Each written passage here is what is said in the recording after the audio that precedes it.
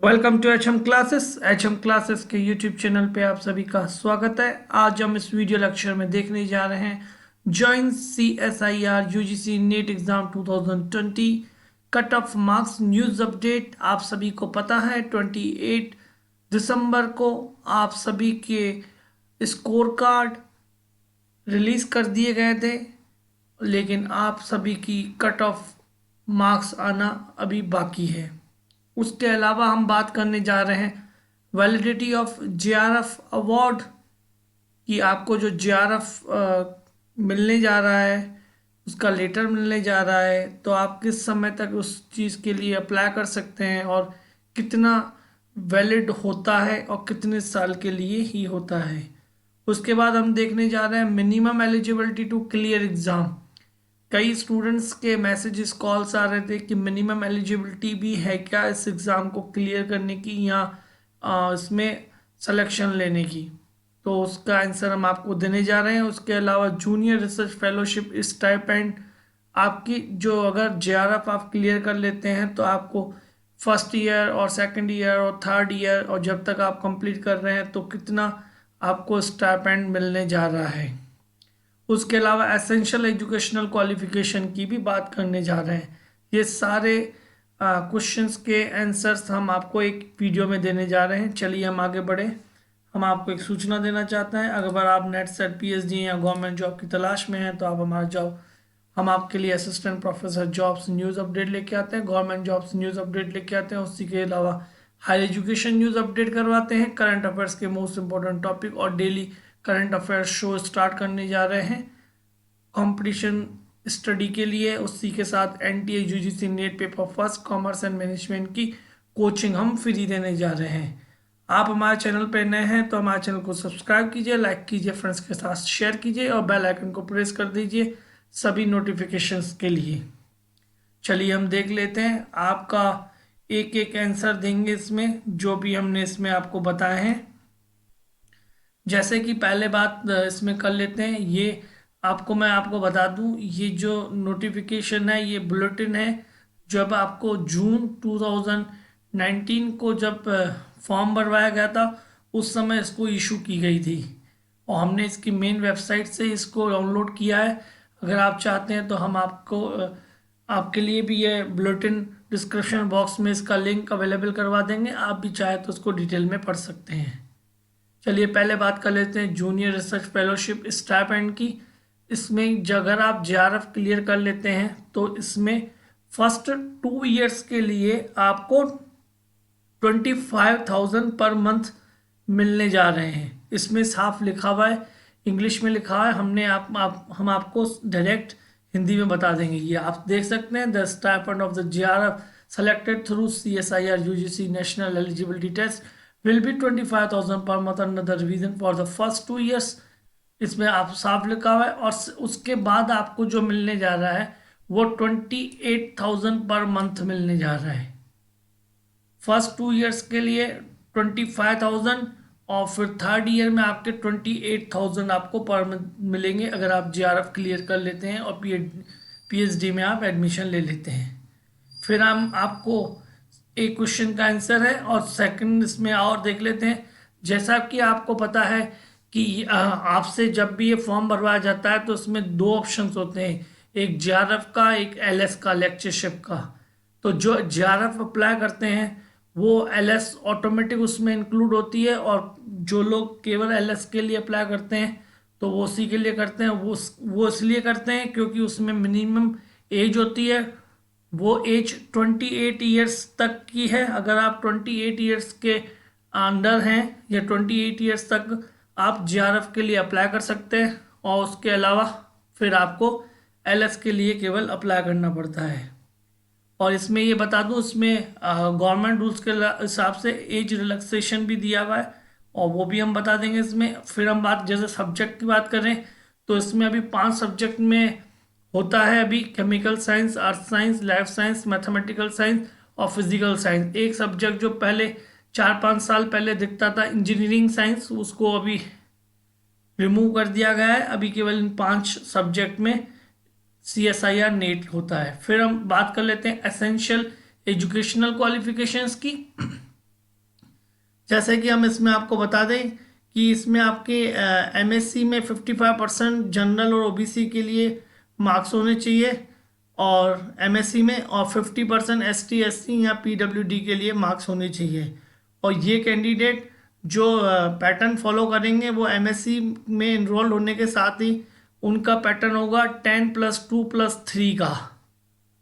उसके बाद आपकी रिजल्ट अगर अवेटेड है एमएससी फाइनल में, तो आपकी रिजल्ट इनकी डेट मतलब इनकी रिजल्ट आने से पहले आपके पास हो जानी चाहिए, तो आप इसके लिए फिर क्वालिफाइड कर लेते हैं। हम मेन चीज़ें कवर करेंगे। अपर एज लिमिट की, जैसे मैंने आपको बता दिया कि जेआरएफ के लिए मैक्सिमम 28 ईयर्स से है, और अगर आप किसी कैटेगरी से बिलोंग करते हैं तो फिर एज रिलैक्सेशन है, जैसे कि एसटी एससी के लिए 5 ईयर्स है, और उसके अलावा ओबीसी के लिए 3 वर्ष है, इसमें साफ दिया हुआ है।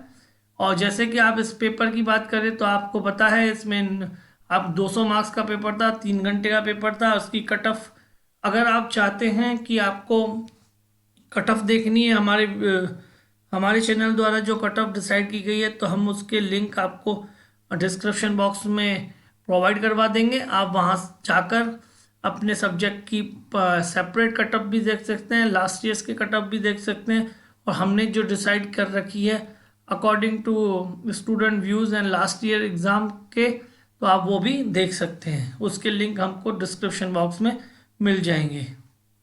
फिर अगर हम बात करते हैं सिलेबस की, तो आपको पता है ABC 3 पैटर्न में एग्ज़ाम होता है, ये चीज़ें। फिर हम इसमें मेन चीज़ पे आ जाते हैं कि जैसे कि मैंने आपको बता दिया था कि जेआरएफ की वैलिडिटी, जो लेटर है जेआरएफ का, उसकी क्या वैलिडिटी रहती है, उसको हम देख लेते हैं।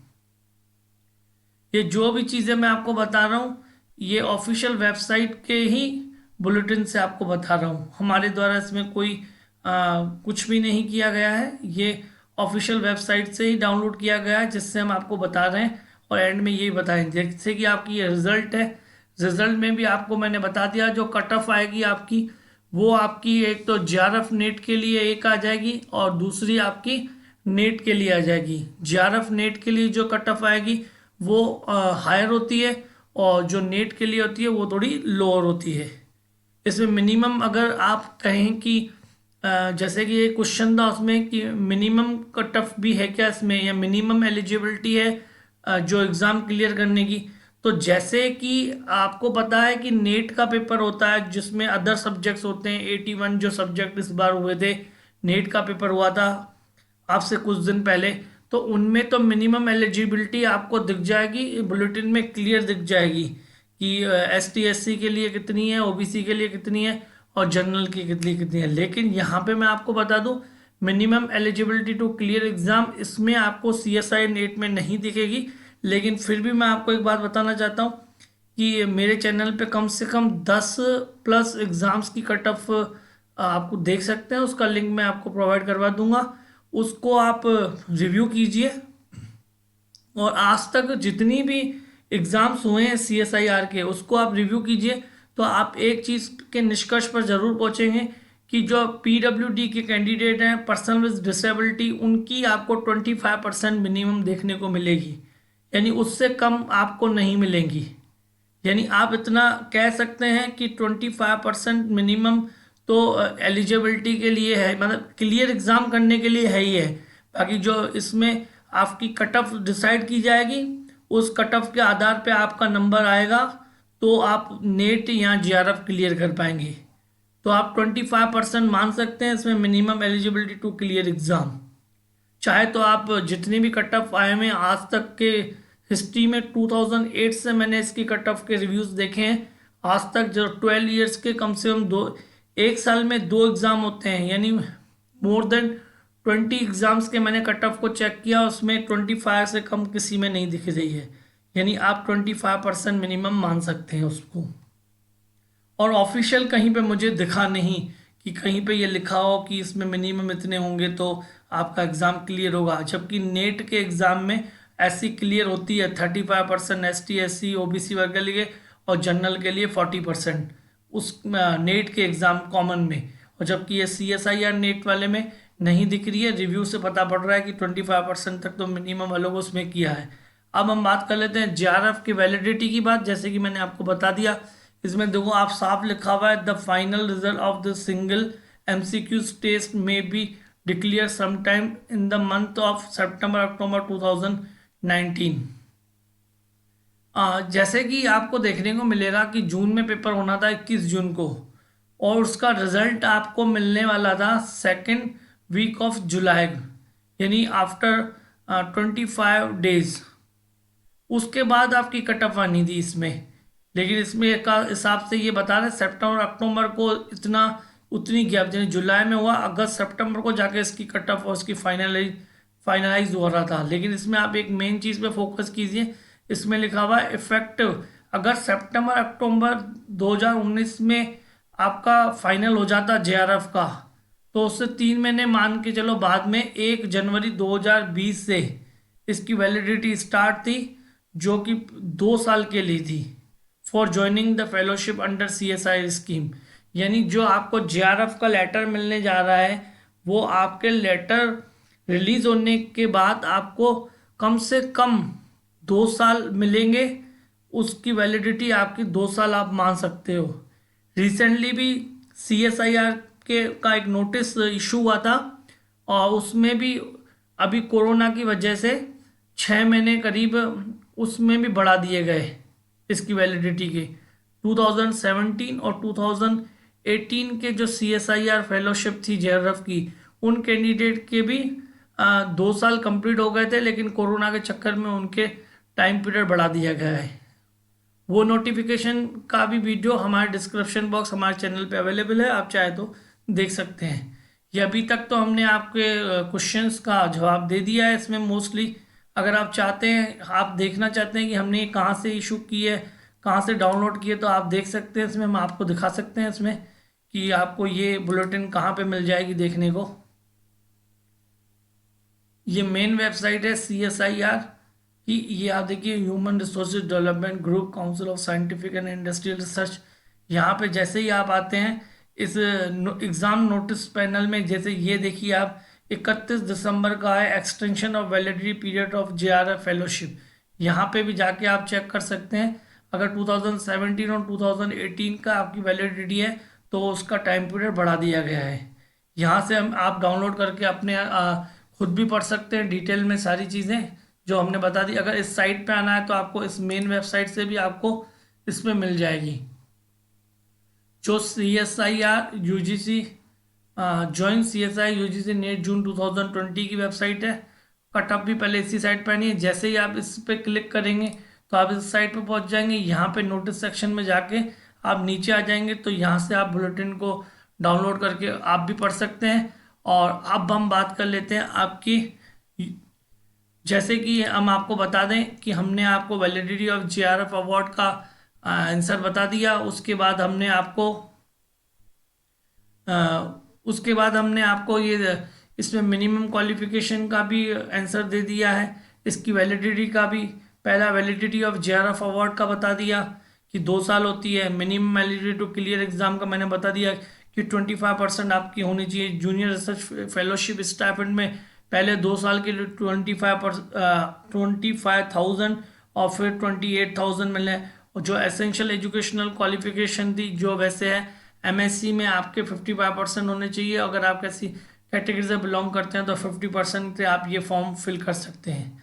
अब आपका मेन जो है आंसर वो आने वाला है कि cut off marks news update की, वो आपकी कट ऑफ मार्क्स कब आएंगे। चलिए हम आ जाते हैं इसी क्वेश्चंस के आंसर पे। जैसे कि हम आपको पता है ये चीज़ें कि जॉइन CSIR जो आपका नेट का पेपर था, वो आपका हुआ था 19, 21 और 26 नवंबर को। और जो 26 नवंबर को 2 पेपर पोस्टपोन हुए थे तमिलनाडु और पुडुचेरी में, वो 30 नवंबर को वो कंप्लीट हुए। यानी आपके 30 नवंबर को आप कह सकते हैं कि आपके सारे पेपर कंप्लीट हुए थे। जैसा कि आप सभी को पता है कि 5 सब्जेक्ट में पेपर हुए थे। और उसके अलावा अगर हम बात कर रहे हैं तो जैसे कि लाइफ साइंस सब्जेक्ट है, लाइफ साइंस सब्जेक्ट 2 शिफ्ट में हुआ, तो इसकी जो रिजल्ट आपको दिखने को मिलेगी वो तो वैसे परसेंटाइल में दिखने को मिलने जा रही है आपको।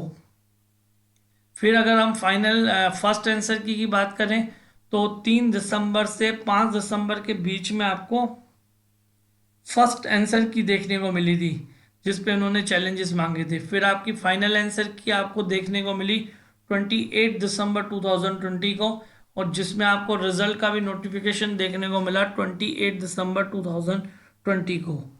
जैसा कि पहले उम्मीद थी कि 28 दिसंबर को ही आपकी कट ऑफ रिलीज कर दी जाएगी, लेकिन वो नहीं हो पाया। और उसके बाद हमने भी एक वीडियो अपलोड किया था जिसमें हमने आपको डेट बताई थी कि 31 दिसंबर तक आपकी कट ऑफ आने की पूरी उम्मीद है, लेकिन वो 31 दिसंबर भी आगे डेट निकल चुकी है जनवरी की। आज 2 जनवरी है और 2 जनवरी तक भी आपकी कट ऑफ आपको देखने को नहीं मिली है। लेकिन हमने फिर पता किया तो हमें यही पता पड़ रहा है कि अभी थोड़ा उनको सेट नहीं हो पाई है आपकी कट ऑफ, अदरवाइज आपको देखने को मिल जाती। लेकिन उम्मीद जो है वो आपको बहुत जल्द, जो 4 जनवरी को आपको अपनी कट ऑफ देखने को मिल सकती है, अपनी परसेंटाइल देखने को मिल सकती है। और इससे रिलेटेड जितने भी डेटा हैं CSIR JRF के, वो आपको देखने को मिल सकते हैं।